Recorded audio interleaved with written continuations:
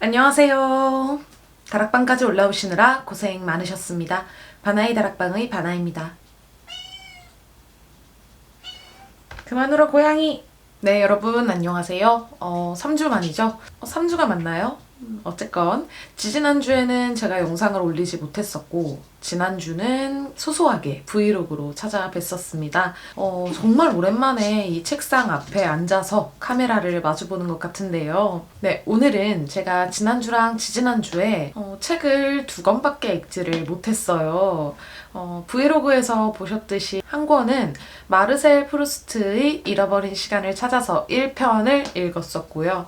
다른 한 편을 읽었는데 이 책이 너무 좋아가지고 오늘 여러분들께 소개해드리고자 이렇게 오랜만에 책상 앞에 앉았습니다. 일단 이 책은요, 제가 정말 읽어보고 싶었던 책 중에 한 권이었고요. 2019년 올해 제가 꼭 읽어야겠다라고 꼽았던 책 중에 한 권입니다. 바로 요슈타인 가더의 소피의 세계인데요. 일단 이 책 같은 경우는 굉장히 유명하죠. 철학 입문서다, 철학 소설이다, 철학의 철자도 모르는 제가 감히 한번 도전을 해보았습니다.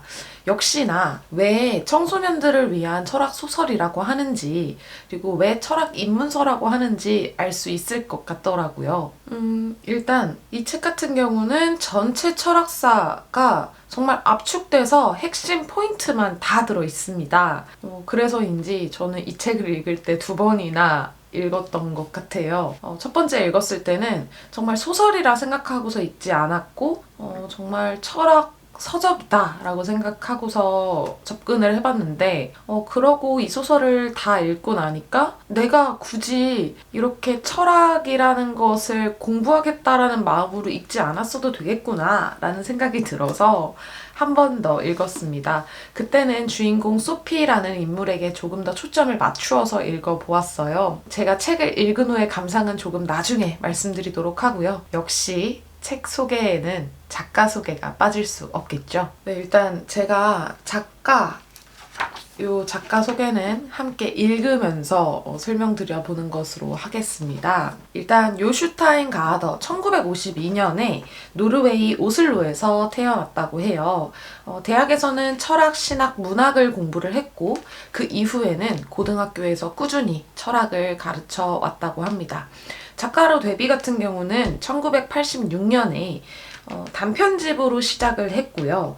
이제 그 이후에 여러 소설과 단편, 어린이 청소년들을 위한 작품을 썼다고 합니다. 1990년에는 수상한 빵집과 52장의 카드로 노르웨이 문학 비평가 협회 어린이 청소년 문학상을 수상하셨고요. 이제 1994년에 소피의 세계가 북유럽하고 독일에서 베스트셀러로 주목을 받으면서 이제 독일 청소년 문학상 등을 수상을 했고 세계적인 작가로 급부상을 하게 됐다고 합니다. 이제 철학을 대중화한 책으로 이제 극찬을 받은 이 소피의 세계는요, 지금까지 이제 프랑스라던가 독일 그리고 미국 등 60개국의 언어로 번역이 되었고 그래서 스테디셀러로 아직까지도 자리매김을 하고 있습니다. 이렇게 철학을 공부를 했고 철학을 가르쳤고 또 청소년과 어린이들을 위한 문학을 꾸준히 써왔기 때문에 청소년과 어린이를 위한 철학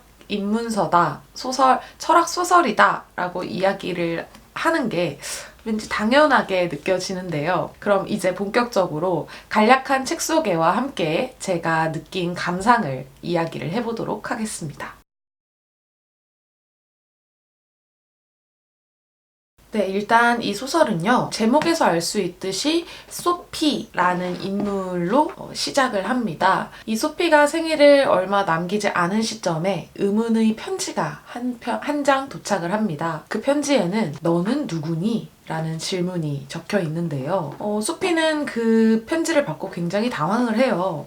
누가 보낸 건지도 적혀 있지 않고 대체 이 편지가 말하고자 하는 게 무엇인지 알 수가 없었으니까요. 하지만 소피는 그 질문이 이상하게 끌리고 또 곰곰이 생각을 해보게 됩니다. 그러던 찰나에 똑같은 편지지에 똑같은 글씨체로 질문이 하나가 더 날아옵니다. 바로 이 세계는 어디서 태어났을까라는 질문인데요. 소피는 이 두 질문에 성심성의껏 대답을 해서 우체통에 넣어두고요. 그 이후에 다른 편지가 다시 한번 도착을 하게 됩니다. 이러한 방식으로 소피는 첫 번째 철학 수업을 시작하게 돼요. 그 이후부터는 알베르토 크녹스라는 그 편지를 보냈던 철학 선생님과 직접 면대면으로 철학 수업을 함께 진행하기도 하고요. 이렇게 소피가 철학 수업을 진행을 하면서 동시에 의문의 카드도 같이 도착을 합니다. 바로 힐데에게 보내는 생일 카드인데요. 이 힐데라는 인물은 소피가 전혀 알지 못하는 인물이에요. 이 카드를 보낸 걸로 추정되는 인물은 힐데의 아버지이고요. 크나크 소령이라고 합니다. 철학 수업이 진행되면 진행될수록 소피는 힐데라는 인물과 자신이 정말 밀접한 관련이 있다라고 여기게 되고요. 무언가 한 거울이라는 매체를 통해서 다른 세계에 사는 인물이 아닐까라는 생각을 하기도 합니다.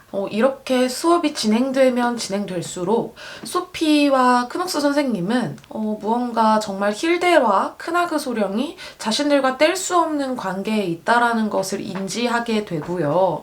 어느 한순간 깨닫게 됩니다. 바로 자신들은 실존하는 인물이 아닌 크나크 소령이 힐데에게 생일 선물로 주기 위한 철학 서적의 주인공이라는 사실을요. 이 부분에서 소피도 크녹스 선생님도 많은 혼란을 겪습니다. 그리고 그들은 더 이상 크나그 소령에게 조종당하지 않기 위해 어떠한 계략을 짜게 되고요. 크녹스 선생님은 소피에게 소피의 생일날 열기로 했던 철학 가든 파티를 예정대로 열어줄 것을 부탁을 합니다. 소피는 예정대로 철학 가든 파티를 준비를 하고 크녹스 선생님도 시간에 맞춰서 그 가든 파티에 도착을 하시고요. 크녹스 선생님은 철학에 관한 연설을 한 후에 소피와 함께 이 소피의 세계에서 힐데라는 아이가 살고 있는 세계로 탈출을 했는데요. 소피의 세계와 힐데의 세계는 완전히 다른 차원의 세계이기 때문에 힐데의 세계에 살고 있는 사람들은 소피와 크녹스 선생님을 볼 수가 없습니다. 네, 저는 그 다음 부분에서 너무너무 재미있게 읽었는데요. 소피가 힐데의 세계에서 콜라를 너무 먹고 싶은데 이 콜라는 힐데의 세계의 콜라이기 때문에 소피는 잡을 수가 없는 거예요. 목도 마르고 콜라가 너무 먹고 싶은데 사람들은 나를 보지도 못하고 나는 이 음료를 잡을 수도 없어. 그러니까 화가 이만큼까지 나서 화를 내려고 하는 순간 어떤 할머니가 크녹스 선생님과 소피를 알아봅니다. 그리고 말을 합니다. 너희 이 세계 사람이 아니구나. 나를 따라와. 소피와 크녹스 선생님은 할머니를 따라가고요. 그곳에서 다양한 인물들을 만나고 먹고 마시고 그들과 대화를 나누기도 합니다. 그 인물들은 바로 소피가 책에서 읽었던 등장인물들이에요. 어느 순간 책에서 사라져버린 인물들이 우리의 그 힐데의 세계에서 공동체를 이루면서 살아가고 있던 것이죠. 소피는 이들과의 대화를 나눈 이후에 힐데를 찾아갑니다. 크녹스 선생님과 힐데의 집에 찾아가서요. 힐데에게 말을 걸어보지만 역시나 힐데도 소피를 보지 못하죠. 듣지 못하고요.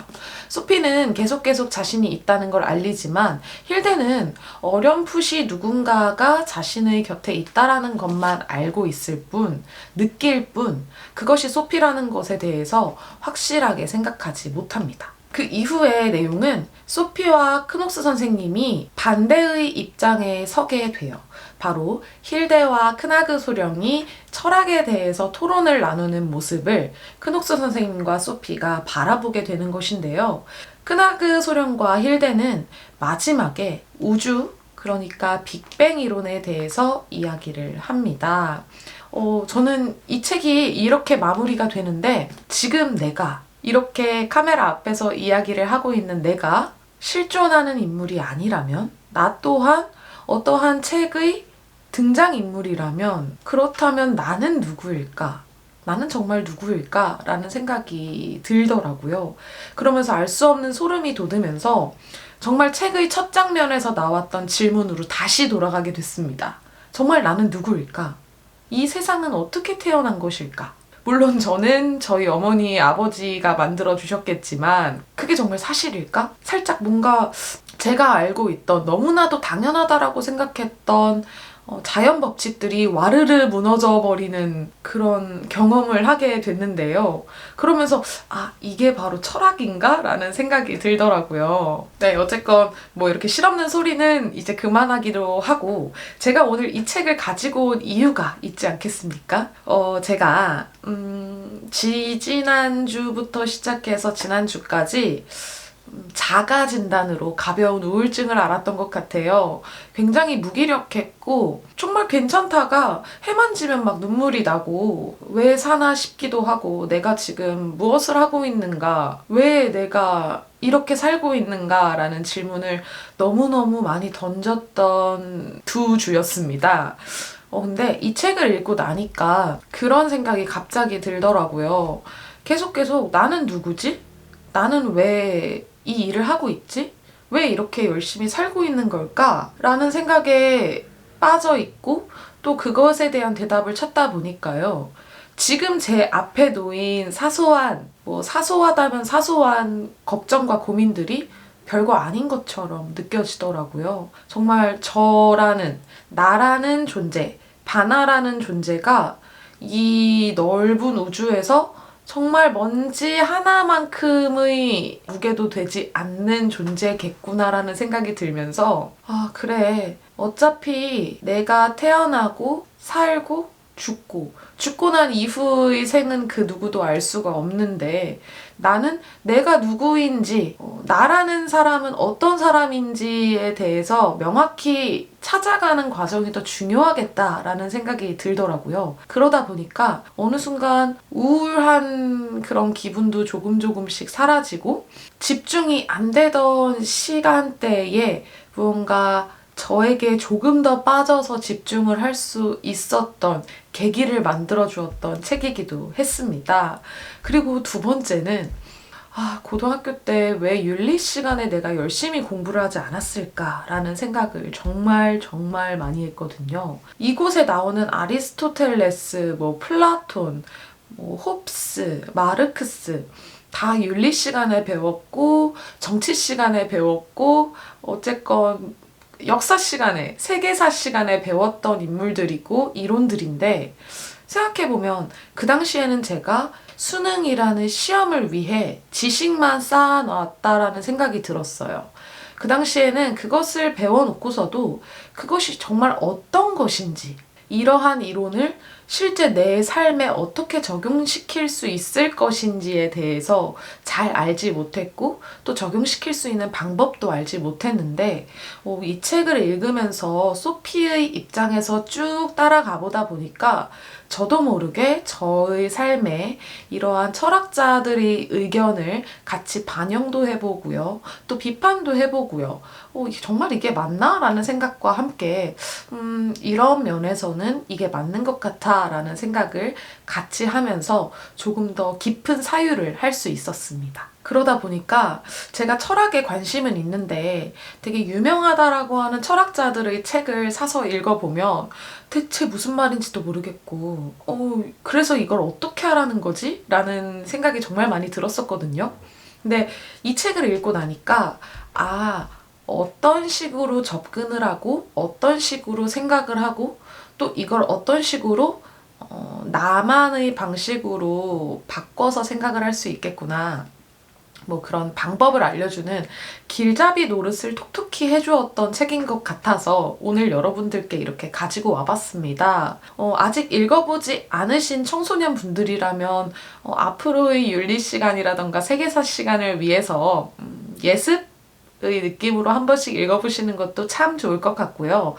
철학에 관심이 있는데 어디서부터 공부를 해야 될지 모르겠고 또 저처럼 철학책을 사고 읽고 해도 그래 이데아, 플라톤의 이데아 알 수 있어. 하지만 이게 이걸 내 삶에 어떻게 적용시켜야 하는데 철학이 왜 재밌는 건데? 라고 생각을 하셨던 분들이라면 꼭 한번 읽어보시는 게 좋을 것 같아요. 정말 어떻게 철학이 이렇게 재밌을 수 있는지 이렇게 방대한 양의 철학사를 이야기를 하면서 단 한 번도 집중력이 흐트러지지 않고 모든 걸 다 같이 받아들일 수 있는지, 왜 스테디셀러고 왜 베스트셀러인지 정말 읽어보시면 아실 수 있을 겁니다. 어쩌면 진짜 우리가 제 영상을 보고 계신 여러분들도 실존하지 않는 인물일 수 있지 않을까요? 오늘 영상은 여기까지 준비를 해봤습니다. 여러분들도 2019년이 가기 전에 앞으로 풀어나가야 할 철학적인 질문 하나 정도 가지고 가는 것도 나쁘지 않을 거라 생각을 해요. 그 철학적인 질문들을 어떻게 가져야 할지 궁금하시다면은 소피의 세계 한번 읽어보시는 거 꼭 추천드리겠습니다. 오늘 영상도 즐겁게 봐주셔서 너무너무 감사하고요. 영상이 유익하셨거나 소피의 세계가 구매하고 싶으셨거나 책장에 있는 소피의 세계가 한 번 더 읽고 싶어지셨다면 좋아요하고 구독도 한 번씩 부탁드릴게요. 그러면 조심히 내려가세요.